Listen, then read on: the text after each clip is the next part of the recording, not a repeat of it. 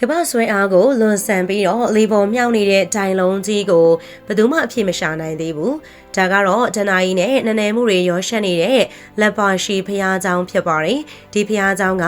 ပြည်သူ့ကပညာဟာကမ္ဘာကြီးရဲ့နေရာမတွေကိုလွန်ဆန်နေပါတယ်။ပထမတစ်ချက်ကြည့်လိုက်ရင်ရှုပ်ထွေးတဲ့ပပူတွေနဲ့အလားဆင်ထားတဲ့တခြားရှေးဟောင်းဖျားเจ้าတွေလိုပါပဲ။ဒါပေမဲ့မြေကြီးကိုမထီးတဲ့တိုင်တစ်ခုကလေထဲမှာဆိုင်းငံ့ထားသလိုမျိုးအောက်မှာသေးငယ်တဲ့ကွာဟမှုတစ်ခုရှိနေပါတယ်။ဒေသခံတွေကအောက်ကနေပါလာတဲ့အဝတ်တစားကိုဖြတ်ပြီးတော့ဖျားเจ้าကကျမ်းပြင်ပေါ်မှာမတည်ရှိဘူးဆိုတာကိုသက်သေပြကြပါတယ်။ဒါပေမဲ့16ရာစုကပြည်သူ့ကပညာရှင်တွေကဒီလိုမဖြစ်နိုင်တဲ့ဟန်ချက်ညီမှုမျိုးကိုဘယ်လိုမျိုးလှုပ်ဆောင်ခဲ့ကြတာလဲအင်ဂျင်နီယာတွေနဲ့ရှေးဟောင်းသုတေသနပညာရှင်တွေက